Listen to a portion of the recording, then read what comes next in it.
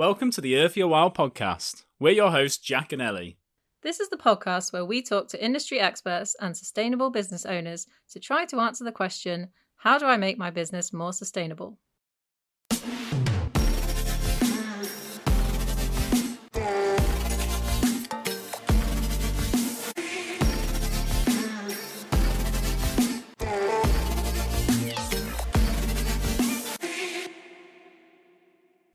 Okay, so welcome to Marianne Steel. Marianne is a relationship manager at the printing charity.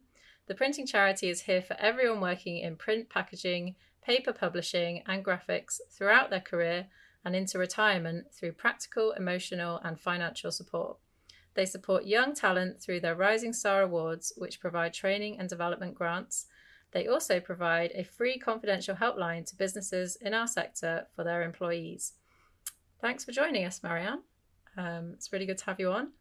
Thank you, Ellie. Thank you very much for that introduction. I think you've virtually said everything I was going to say in my introductions. That's great. Can you tell us a bit more about your role at the printing charity and or about the printing charity itself? Yes, of course. I was new to the printing industry when I joined the printing charity last year, having held a similar role in another sector. But what struck me immediately is it doesn't matter what industry you're in, businesses still need to think about their sustainability and how what they do impacts the planet. And likewise, they also need to think about their people's sustainability too, and developing ways to encourage an employee wellbeing strategy that helps make careers in our industry sustainable. Keeping people in our sectors for the long term. And this is a real driver for the printing charity and for me in my role as relationship manager.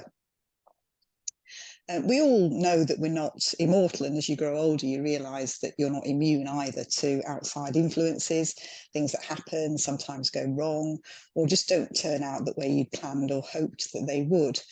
And personally, I think of myself as a resilient person, but I'm not without emotional scars. And I know that sometimes you need the helping hand of a friend, a loved one, neighbour, or someone else who doesn't even know you, but is there to listen and offer support without wanting anything in return. In my role as relationship manager, I enjoy talking to people about their own personal experiences in life, and I'm proud to be part of the printing charity's relationship manager team, particularly when I get to talk to business leaders and their managers across the whole spectrum of print, publishing, packaging, about what we do and to introduce them to the support services that are available from the charity. It must be a very rewarding job. Do you enjoy your job?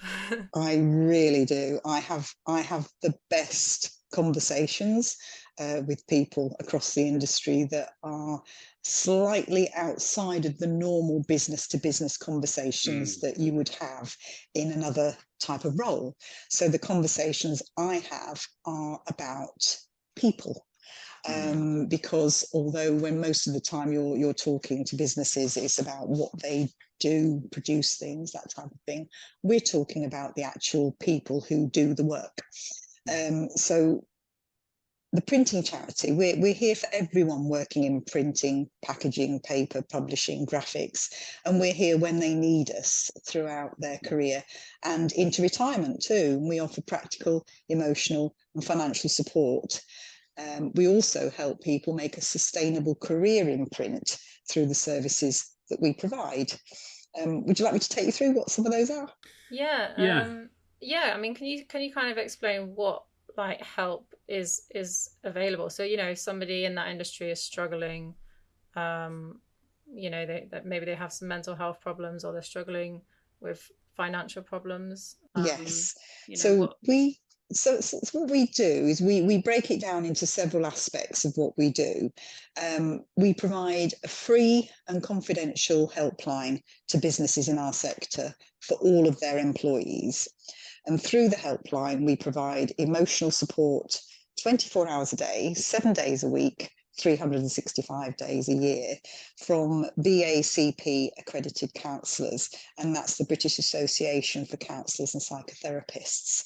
They're all qualified to help provide that support. We also provide practical help and advice. Think of it as sort of Citizens Advice Bureau type of thing. And that's available from 8 a.m. to 8 p.m. Monday to Friday during the working week. We'd like to make sure that everyone in our industry has someone to turn to when they need help. And we also want to make sure that awareness of the helpline is high, so that it will come to mind whenever someone is struggling or needs some advice. And it really, really doesn't matter how small they think their issue might be. We want them to know that they can contact us. For example, we provide financial assistance to people struggling to afford essentials for whatever reason. And our welfare team also signposts people who are in need to other organisations who may be able to help them with the specific requirement that they have. It's interesting because I think starting a business and then growing a business, often I think, especially if you're a smaller company, people's welfare is often kind of something that gets forgotten about. It's more of an afterthought. And I think a lot of the time it's just you're so busy building a company and a team, you've got this to do, you've got this client to look after. And normally the last thing on somebody's to-do list is team welfare and checking in with people and trying to help people with non-work related stuff. Yes. But I think we've definitely found that actually it's probably one of the most important things for a business. Well, sometimes it's just down to money, isn't it? Like we've had times in the past where, we'd like to support staff, but obviously offering things like counselling is so expensive. That's right. And it's completely free to join, isn't it? There aren't any catches or No, so I'll come to what I do and how I do it. So I work with business leaders to promote our services to their employees. My role as a relationship manager is to go out there, seek, find those business leaders, get in touch with them and to introduce them to our services.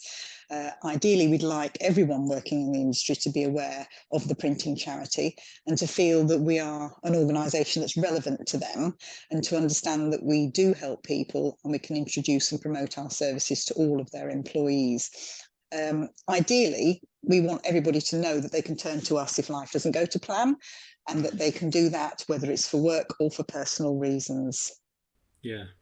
Life usually doesn't go to plan, right? Yeah, exactly. When does it? Life never goes to plan. There's always something that happens, and it might be something that's a major life-changing event. You could be suffering from bereavement, somebody's lost their job, you've got suddenly no income. It could be something minor, it could be something that's niggling away at you, that's just causing you some angst, and you just want to chat it through with someone. And sometimes it's better if that person is outside of your normal circle of family and friends, somebody independent, somebody who will listen and provide impartial advice and support and counselling if that's what's needed. So that's the real benefit. I think that's quite a good point, actually, because we have tried to think about how can we help our staff, and if people are struggling or they've got something going on in their personal lives, and it is hard. But I notice what's really cool about what you guys do is this: it's free, but it takes the pressure off the business owners. But also is like qualified experts, and I think sometimes having like you said, someone outside of the situation to talk about it, and confidential, like you said, and confidential. I actually think it's a really great thing for businesses to be working with. I was amazed that it's free when you said so. It is free, and so really, my advice, advice to the industry is that everybody, we're linking this to sustainability, but we should remember that, businesses are only sustainable through their people. Businesses are made up of people, and people play a critical role in making sure that the plans for sustainability take root and grow. Businesses are sustainable through their people. So the message really for business owners is that by looking after the welfare and well-being of their employees, they can help to ensure the future sustainability of their business. We know employee well-being has jumped to the top of the agenda since COVID, and it's really encouraging to see that. but it's clear that there's still some way to go before employees feel that they can be wholly open about their mental health and well-being, particularly in the And workplace. I think just talking about it in general is hard. I mean, do you think we have a problem in businesses with talking about mental health? And how can we get better at talking? It's easy to call in and say, oh, I've got a migraine or I've got a stomach bug, but how do you call in and say you're just struggling? It's true. It's absolutely true, Ellie, because we know that a recent study from Nuffield Health shows that 35% of UK employees that called in sick due to poor mental health gave another reason for them being sick. So they weren't saying that they were the real reason why they were calling in sick. They would give another alternative. Now that's fallen from last year. It was, I think, up near 39-40%. So it shows that it's coming down. People are more likely to say why, but still over a third of people are not saying why they're really calling in sick. So businesses need to help this by implementing wellbeing strategies and being clear about their commitment to employee wellbeing, which will make it easier for people to be honest when they're struggling, and to signpost them to the printing charity support services. And they can only do that, of course, if they're aware of it themselves and they are working with myself or one of my colleagues in the relationship manager team to introduce our services to their employees. Once they know about it, they can access it, but if they don't know about it, they don't know how to access. I think anybody growing a business or like a manager or anybody, I think it's a really smart investment to try and think, how do you invest in your people? And like I said earlier, I just think people just leave this to last, or it's an afterthought, or they don't forget about people's mental health or people's well-being. Exactly. And I guess with this industry as well, it tends to be male dominated, isn't it? And I read somewhere that according to the NHS, suicide is the single biggest cause of death for men under 50, which is shocking, isn't it? And I do feel men still find it harder to open up, but possibly, and with it being such a male I mean, do you find that? Do you find that I don't know, do your services help? We get, it is completely confidential, but we do get statistical information in terms of the profiling of people calling. So we know age groups, we know male female split, that type of thing.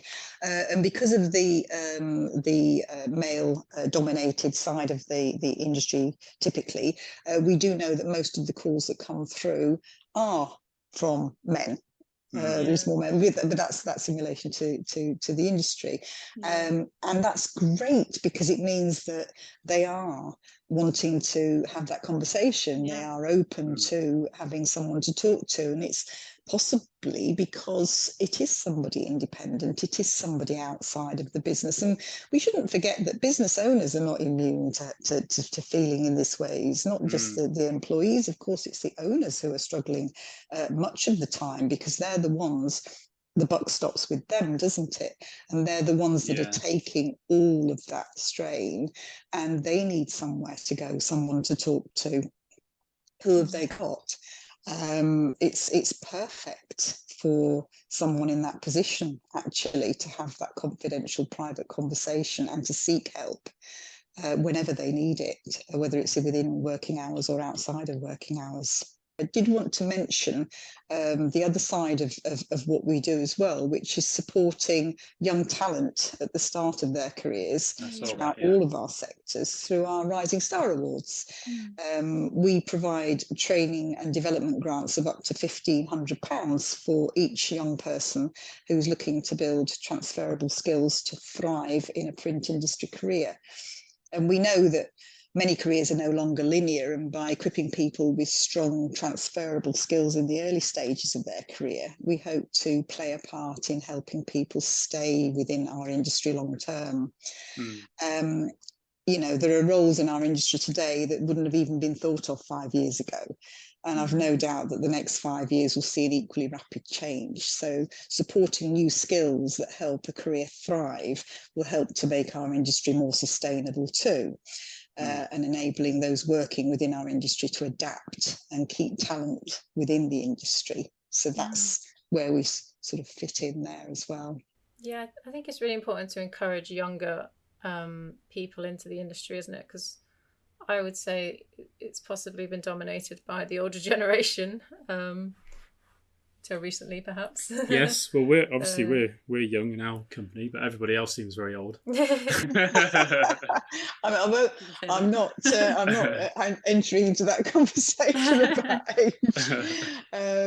But I do know that our industry is changing, and it's changing rapidly, and will continue to change. And the people obviously will change along with it. Do you find like where you get sort of older people in these businesses that you work with, or more middle-aged, sort of slightly older, do you find it's the older demographic or the younger demographic that kind of struggles more with talking about these things and trying to address people's mental health issues at work, for example? Just out of interest. From our statistical information, it is across the board. People will contact us from across the board. It's more about their own personal upbringing and their likelihood to seek help and support. And that isn't restricted by gender so much, or age so much, a little bit perhaps. Or even location within the country. You can cut statistics any way you want to, can't you, to try to work out what's going on out there. But what we do know is that people are still generally not opening up and talking as much as they could or need to or should do. So that it definitely cuts across the board, male, female, all ages. There's still a slight stigma attached to wanting to talk openly about mental health. And a lot of businesses that I work with are doing a lot to open up those conversations by introducing our services. They are immediately opening up the conversation because they're talking about what we do and how we help support people, and giving the number out and promoting our services to their people. So immediately that gives them the okay, if you like, to go ahead and to make that call if they need to. It's giving them permission's too strong a word, because people will or won't. You can't force someone to make the call, but you can promote it, you can talk about it, you can make sure that the information is widely available to anybody that might be thinking that they need some help, and that alone should encourage them. Yeah, it's interesting. Did you hear about this study that's been done on like happiness and like employee welfare? And apparently, what determines like an employee's happiness and their productivity and how likely they will stay at a company and their input is actually having like a meaningful relationship at work. And I feel like it's because if you have a meaningful relationship, you can kind of like offload, when you need to. I think what you guys do is probably so powerful because it's kind of, that's the really tricky conversations that no one likes to have. Absolutely. But it's absolutely. It's interesting. Do you have any other advice for business? I mean, first and foremost, obviously, if you're in the print, packaging, paper, publishing industries, you should obviously contact yourself. But like, what else can you do kind of internally to encourage these discussions and help people to become a bit more open about discussing wellbeing? Start by talking to us. So as a business owner, I'd say start by talking to us. Have a conversation with myself or one of my colleagues, the relationship manager team. We're here for business owners to talk to about what they're doing, how they're doing it, and to introduce our services. We know that our industry is changing rapidly and will continue to change, and this can be unsettling for some people, just that alone. They don't know where their job's going to be, if they're going to have a job in 5-10 years time, how that's going to move, how that's going to change. And so it's important that business owners are mindful of their actions in terms of their own employees in arena. And by showing consideration for their people and giving them every opportunity to seek help and receive support and advice when they need it, and building and maintaining resilience in employees will help to build and maintain a resilient business. And so that's where we would be supporting them. We know that when organisations do introduce our services and do open up and share reasons why they're committed to employee wellbeing, the difference that commitment actually makes, because they're automatically then looking at ways that they can change things, ways that they can improve, and realise the positive impact that it can have on their employees. The printing charity is here to help keep the subject top of mind, keep talking about it. We promote our services throughout the year to every business that signs up to our helpline, giving them tools, information to help them to communicate on a regular basis to their employees that we're here to help. And our free and confidential helpline is available 24 hours a day, 7 days a week, 365 days a year for all employees, past and present, to seek help and advice, whether it's emotional support or any other aspect of their health. Yeah, that's quite incredible, isn't it? The how it's so accessible. Yeah, it's amazing. We have to make it accessible 24/7 because a lot of our businesses do run 24/7. They have a number of different shift working patterns, and so we wanted to make sure that our service is available to all of those employees whenever they need that help and support. And we know that sometimes it is outside of working hours that people have time to sit down and reflect and think about what they're going through, and that's when they're most likely perhaps to make that phone call. So I would say to anybody, go to our website, go to www.theprintingcharity.org.uk, have a look.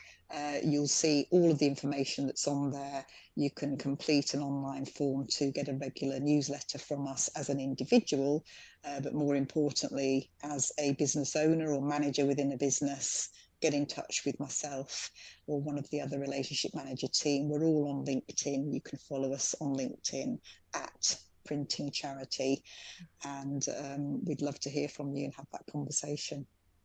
How did the Printing Charity, how did that come to be? What's kind of the backstory there, if there is a backstory, just out of interest? We have been around for almost 200 years now.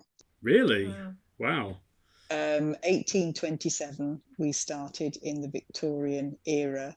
That's incredible. We have always maintained that we are there to help and support employee wellbeing, people working within the industry, and also furthering the development and educational needs of people within the industry. And that's what we still do today. We've remained relevant, moved with the times, and remain relevant today. Oh, that's amazing. 200 years. I mean, most businesses, let alone charities, don't last 200 years. I've actually got one or two that are almost as old as we are, businesses. Really? In fact, I was talking to one only the other week who I think goes back to the very early 1800s, so they probably do predate us. But There's not many, you're quite right, there's not many. What's the secret? Is it just moving with the times? Absolutely. It's evolving. It's always evolving, changing, moving with the times, identifying where you need to be, what you need to be doing. It's interesting. I feel like as time goes on, I feel like our society is developing at like a faster and faster rate, especially technology. It's like a good gauger for that. So yeah, and I feel like that is stressful for people, like you said earlier. Absolutely. It's hard. For some reason, I feel like we're all about progress, people, humans. But for some reason, change is hard. Stressful. And just for that reason alone, you just might think, actually, I'm having a really bad day here. Things are going on. I don't know what's happening. I don't feel in control, and that's when you're most likely to start to worry more if you don't feel that you're in control of what's going on, and that's a good time. That's a good time to just ring for a chat. Just ring for a chat. I guess we always ask on this podcast, what advice would you give a business on how to be more sustainable?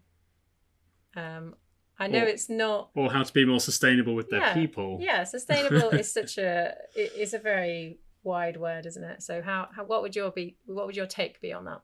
I think everyone is talking about sustainability now, aren't they? Every business has a sustainability policy, and the policy is usually around it's a policy, it's around the procedures, but don't forget the other P, the people. So I would say, as part of your sustainability policy, make sure you've got a P for people in there, people, processes. And on the people side of it, remember that people, we're human beings, and we do need to be supported. And that introducing the printing charity into that mix will help those business owners to support their people through what could be a bumpy ride. There are things going on out there in the industry and in the world, should I say. And sometimes people do need to just stop and reflect and take a little bit of time out. And that's when we're there to support and help them. Yeah, I think as well, when we come to work, sometimes I think we get used to kind of putting like a face on, and you're like, I'm like, this is work, Jack, kind of thing. And but you never really know, whilst someone might have that face on, you never really know what's going on in their personal life, really. So you never do. You never do unless you can see and read people's minds.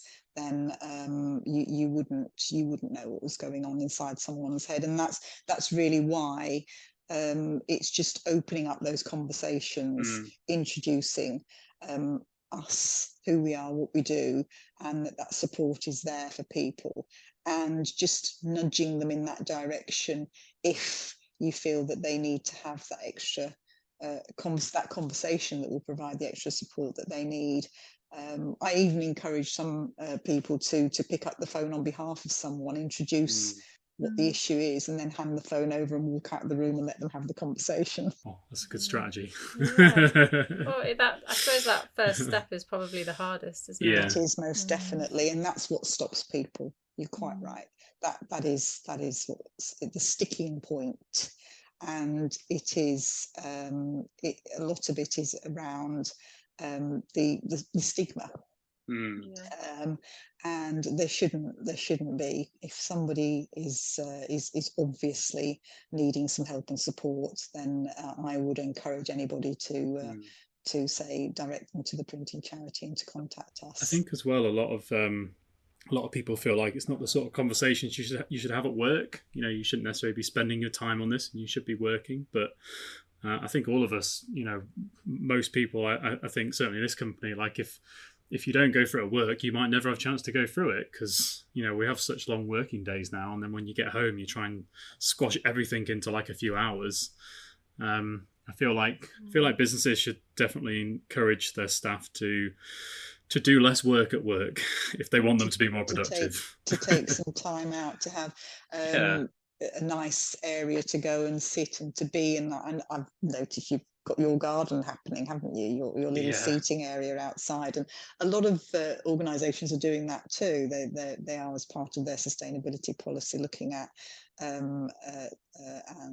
looking at ways that they can integrate and introduce employee wellbeing into that by having a garden where people can go and sit outside, get some fresh air. Fresh air is really important. Going for a walk. All of these things can help people to clear their heads, and also to get away and have a little bit of time to themselves, just for a few minutes. Sometimes is enough, and obviously giving them the opportunity to make a phone call if they need to as well. Where do you think the world will be in 10 years' time? Or where would you like it to be? Let's see how optimistic you are. Oh, I would love to have a crystal ball, wouldn't I? But, I would either be really disappointed or really scared. So maybe not. But what I can say, and what I would say, is that obviously the world is changing, and our industry is changing rapidly, and it will continue to change. And this change is unsettling and can be very unsettling for some people. And it's important that business owners are mindful of their actions, both towards the planet and the people on it, especially their own employees. And by showing consideration for their people and giving them every opportunity to seek and receive help and support when they need it, and by building and maintaining resilience in their employees, that will all go towards helping to build and maintain a resilient business and actually keep the industry going.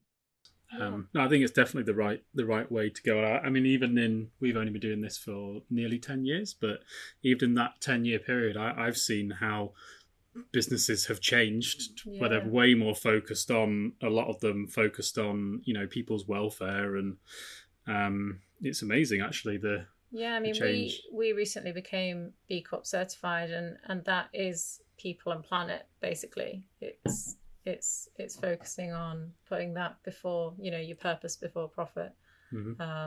And congratulations on that, by the way. Thanks. It does seem to be something that's come out just in the last few years. And lots of businesses are going for it, which is really nice to see. I think it's a kind of a consumer thing. I think consumers want more from the brands that they buy from, and then brands are starting to think, oh crap, okay, we better actually start being more ethical as a business. Absolutely. And employees are looking for businesses who look after their people too, because it's not just about, it is obviously about the remuneration package, but it's also about how employees are valued on a personal level as well. So if there's a business out there, business owner perhaps, who wants to get involved, what are the next steps? What do they need to do? Contact me or one of the other relationship managers. Go to our website, www.theprintingcharity.org.uk. Go to there, say that you want to contact from a relationship manager. There are 4 of us around the country, and one of us, whoever is most local to that business, will get in touch, and we'll start the conversation going. That's great. Cool. Is that a wrap then? Yeah, I think it is. Thanks so much for talking to us today, Marianne. Oh, thank you. Thank you very much for having me. Helpful. Thanks for listening to this week's episode of the podcast. We hope it was truly worth your while. For more information, visit reuserbox.co.uk/earthyourwhile. And if you'd like to appear on the next series of Earth Your While, please email media@reuserbox.co.uk.